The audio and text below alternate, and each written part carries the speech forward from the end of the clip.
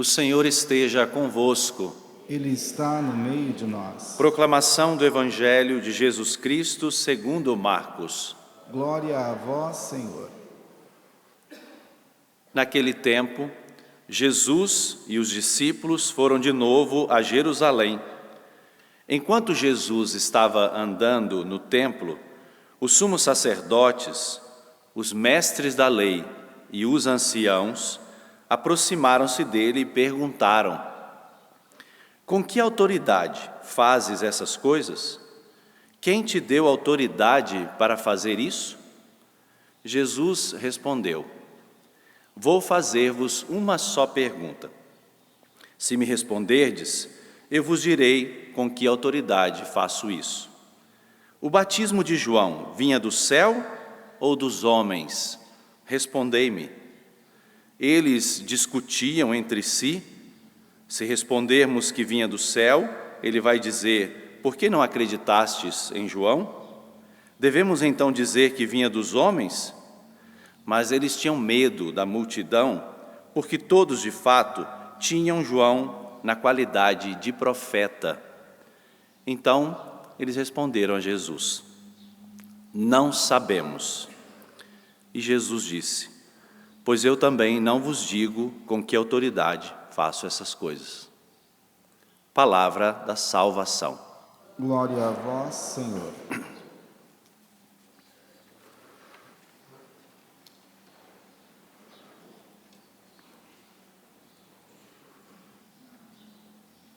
Meus irmãos e minhas irmãs, nós vemos a reação de Jesus e a didática que ele usa com esses três grupos que se aproximaram, um pouco como resposta àquilo que nós ouvimos na primeira leitura da carta de São Judas, em que o autor sagrado diz: a uns que estão com dúvida, deveis tratar com piedade. Jesus acrescentou um pouco mais, respondendo com uma outra pergunta, a pergunta que eles lhes haviam feito. Nosso Senhor esteve em diversos momentos, digamos assim, num embate contra as autoridades religiosas do seu tempo. Nós estamos no capítulo 11 do Evangelho de Marcos. Nesse capítulo 11, por bem 3 vezes, Jesus entra no templo. Se você for percorrer depois todo o capítulo 11, Jesus estava no contexto de Jerusalém, certamente estava hospedado em Betânia, mas por 3 vezes Jesus entra no templo, justamente para demonstrar que Jesus é esse novo lugar. Jesus é o novo lugar da manifestação de Deus. Manifestação de Deus que não se deixa delimitar pela nossa lógica humana.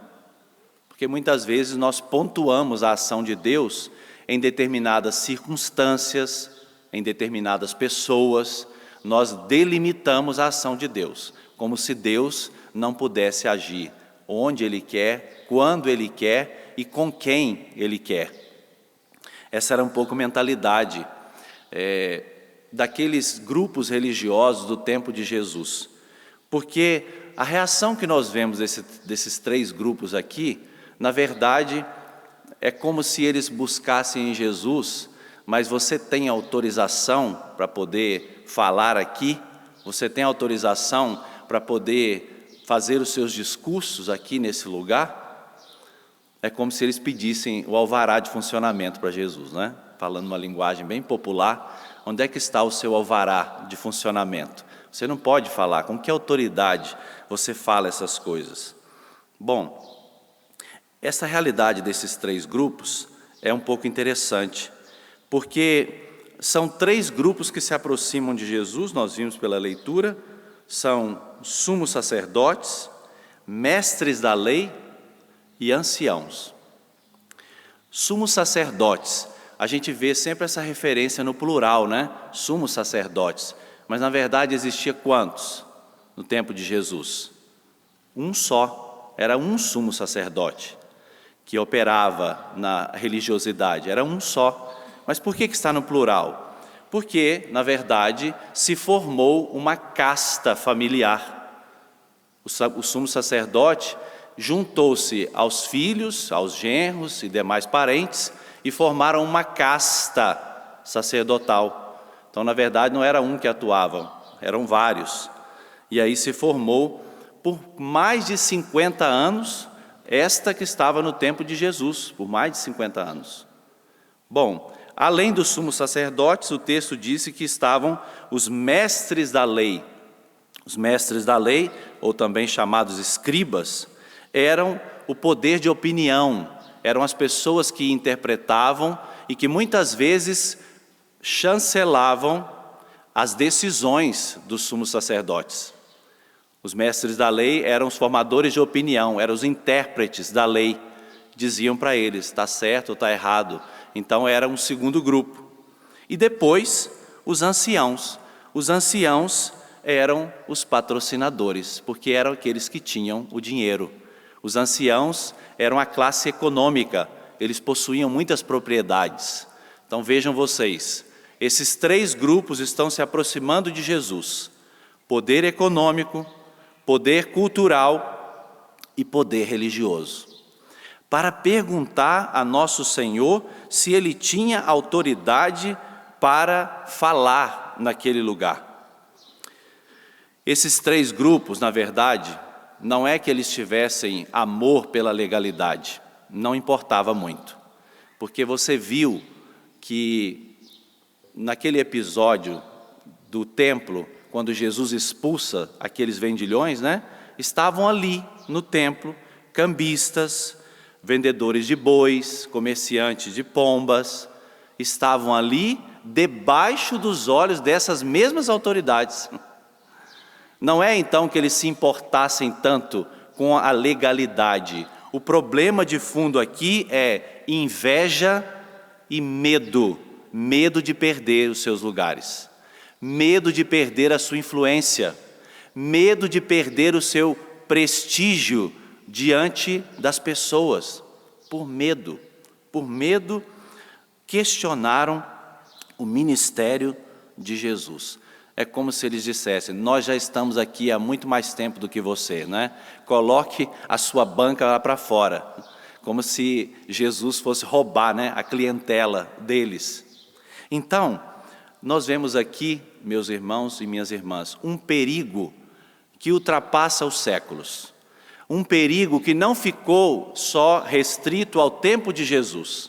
O perigo de nós submetermos as nossas iniciativas e as obras de Deus a uma mentalidade mundana, empresarial, e econômica, competitiva.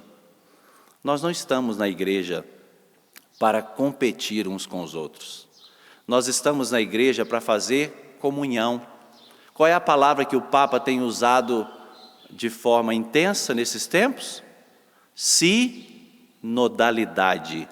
Sinodalidade. Sinodós quer dizer caminhar juntos. Nós estamos na igreja para caminhar juntos, para levar a boa nova do Evangelho na diversidade dos carismas, na diversidade dos ministérios e do modo de evangelizar. Porque o nosso objetivo único é a evangelização. E aí, nós vimos a tática de Jesus com esses grupos aqui. Os três grupos receberam de Jesus uma outra pergunta. Jesus não respondeu, Jesus fez uma outra pergunta. Porque esses grupos aqui, eles eram intocáveis. Quem é que ia questionar o sumo sacerdote, gente? Quem é que ia questionar mestres da lei, os entendidos da Torá? Quem é que ia questionar anciãos? Ninguém. Eles eram pessoas intocáveis, digo mais, incontestáveis.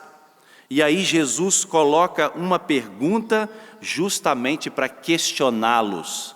Jesus entra com a força da sua palavra, justamente para encontrar um espaço dentro daqueles corações, para colocar a luz da verdade. E que figura Jesus usa para perguntar? João Batista.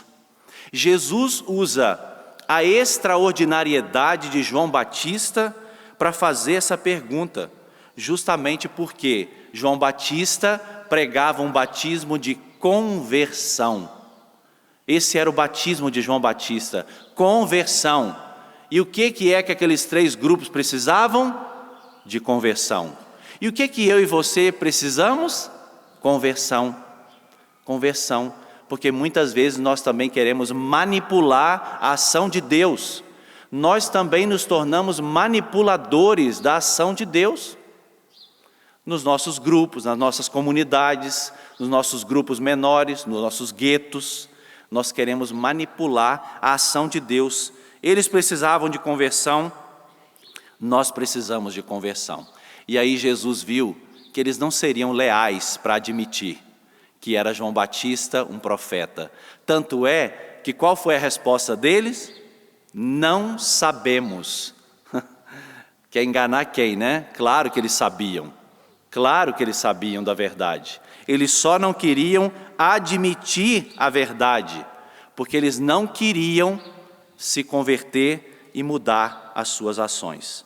E aí, então, qual é a resposta de Jesus? Eu também não vou dizer com que autoridade eu faço essas coisas. Quando falta lealdade, não dá nem para falar a verdade, né? Não dava nem para Jesus dizer a verdade onde faltava lealdade. Falar com quem não quer escutar, não tem jeito, né, gente? Aí Jesus fica no seu silêncio, porque muitas vezes é assim. Na nossa obra de evangelização, muitas vezes nós vamos ter que silenciar e interceder, porque se a pessoa não está disposta a mudar, não tem diálogo, é monólogo. É monólogo. E Jesus percebeu que não tinha espaço para diálogo. Se não tem espaço para diálogo, só intervenção divina.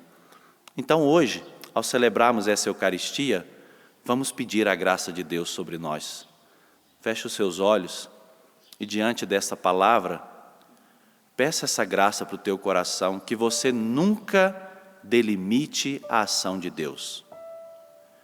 Que você nunca coloque obstáculos para a graça de Deus. Peça graça ao Espírito Santo agora de não permitir que o seu coração se feche, se endureça, mas que você esteja sempre aberto, sempre aberta ao novo de Deus. Aquilo que a palavra quer fazer em você hoje, não ofereça obstáculos.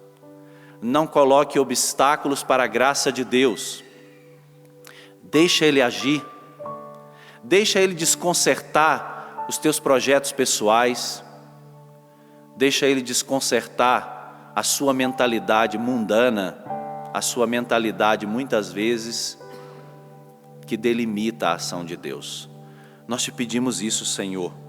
Por intercessão de São Justino, a memória que celebramos hoje, esse mártir que morreu por causa da verdade, mas permitiu que a verdade de Cristo tocasse o seu coração e mudasse a sua vida. Que a Tua palavra também, Senhor, nos transforme, nos renove e nos faça pessoas novas. É isso que nós te pedimos, nosso Senhor e nosso Deus. Glória ao Pai, ao Filho e ao Espírito Santo, como era no princípio, agora e sempre. Amém.